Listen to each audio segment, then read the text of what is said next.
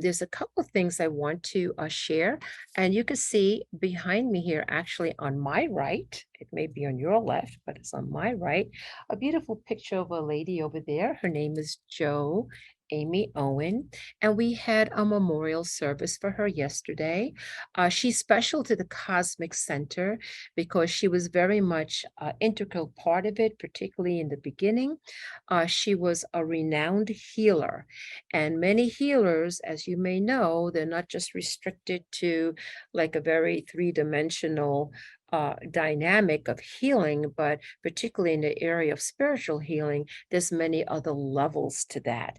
And she was one of those healers that were tapped into the higher levels. So she was able to integrate or be able to see the connection between the body and particularly the emotions. And so I remember the first time I did see her, she simply touched this section of my shoulder and I burst out into tears. I was like, what the heck is that? So, anyway, really, it was very self evident how she shared the fact that emotions and the physical body are absolutely interconnected. I learned this lesson from her. So, one of the things that I wanted to say was that she's here now because we did have this memorial service, but I want to share with you how truly everything is eternal and more importantly, how everything is interconnected. And yesterday at the service, what we did do was something very special in the service, not your regular everyday memorial celebration of life service. We integrated a very mystical ceremony called the Ascent of the Soul. And in this ceremony, we do use the names of God, and we did like the middle pillar. And so this is some of the things, of course, that mystics from the time of Jesus and beyond, Moses and so forth, you always had the prophets. You know, this is nothing new. You always the prophets were there, the priestesses were there, the priests, and so forth. So nothing new. The Essenes were the mystical side of Judaism. Okay, Jesus the Christ was an Essene. So he came from a mystical tradition. So this is not woo-woo, unless it's woo-woo for thousands of years. Okay, so you most certainly, that's a term I just found out what that was, what that meant. I guess I'm a super woo-woo then. But anyway, woo-woo's been around since the beginning of time. That's all I have to say. And one of the beautiful things when we did this beautiful mystical ascent of the soul, it was so evidential, okay, of her presence and so powerful. Okay, even for the people who were here that maybe are not as familiar with the mystical side of things, and we explain what that is, and we generally do it in Hebrew. It's not five sacred languages. Hebrew is one, but it's also Sanskrit and Tibetan and Egyptian and Chinese. Okay, meaning the higher light languages coming to the earth, not originating from here. So we shared things along the way, and people were the energy that came in, the love. That's what I want to talk about, the experience of yesterday. First of all, she hasn't been here in Sarasota in over 5 years, but the love that she had for the center and for other people was so palatable that people came from all over, even people who didn't really know her. But I spoke a little bit about her. And so you figure that people came together because of love, because she was love. Okay. And so room was just filled with love. It was palatable. Okay. People were moved emotionally. And then I got a cosmic tic tac, which is when I know spirit is very close. It's like I have a super tic tac explosion in my mouth. Yes, spirit speaks in many different ways. And for me, it's in my taste buds. Okay, so that's very interesting. But there's a chakra in there, and it opened up some years ago. So that's how I can tell. And I just want to say, what is this outpouring of love, this feeling of love? Well, let me tell you what's pouring out too, that's impacting us on a global level. There is a great love. I don't care the different stuff that's out there. I know them all. Okay, I'm the biggest conspiracy theorist, so I know them all. Okay, but there is a love energy for Queen Elizabeth. There is a love energy for her.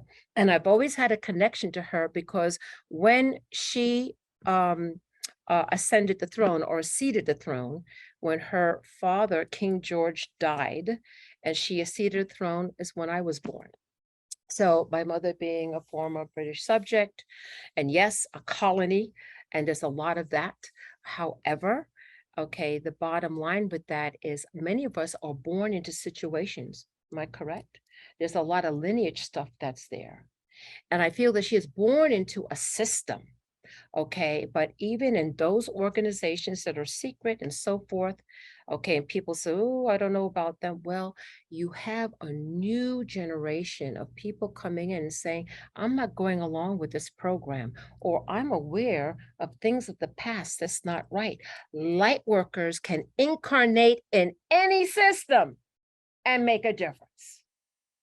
Any system. And they say, well, I'm not going to go along with the program. And I would say that Queen Elizabeth was one of those individuals who really went out of her way. They see that uh, justice and equality and all of that, she and Nelson Mandela were best friends. And she really cared about people. And that love that she held, okay, and her love for God. She was head of the Anglican Church. She said, I promise, I swear I will. We know what that's like. When I say, I promise, I dedicate my life, okay, in higher service. Okay, she did that. And I will say, I have kept the channel on. I've been watching it as often as I can. I'm busy with training and other things going on right now.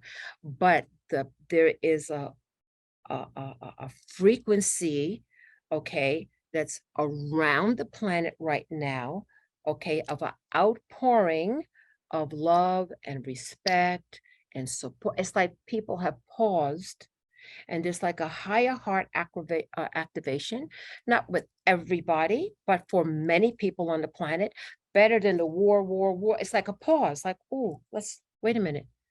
70 years. And also, that's a benchmark and a trigger of other changes to come.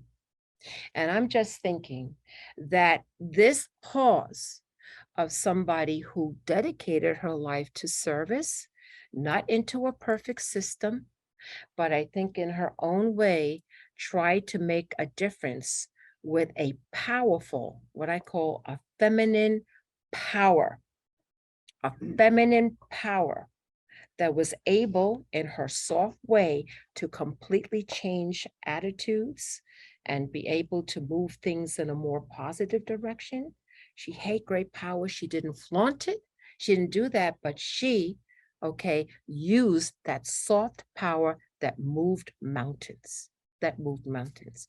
So I want to acknowledge that special love with our Joe Amy, who is here, also with Queen Elizabeth, that there is such significance in that, love is always the answer. Love is what we need to promote. Love is the thing that we need to push forward. And whichever way it comes, we're not perfect. None of us are perfect. We are in an imperfect world. But the more we can kind of push that forward, the more we can try to harbor that unconditional love, okay, that is non-judgmental, okay, that loves and sees divinity in everything and everybody, because guess what? At the end of the day, it's all one.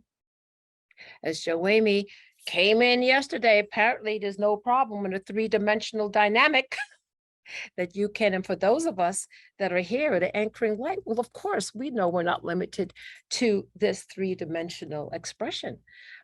What we experience is an interdimensional experience. That's what it is. That's why we're here.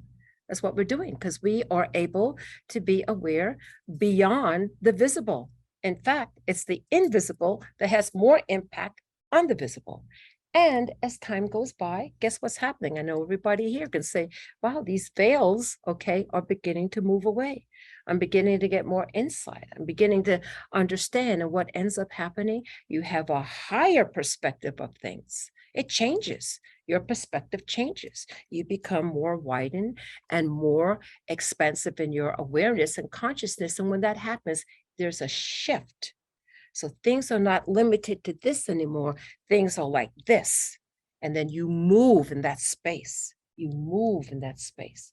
And that is our growth. That is our evolution. And we are here to make the ascension. That's our job. We're going and we're taking the whole planet and all the life with us.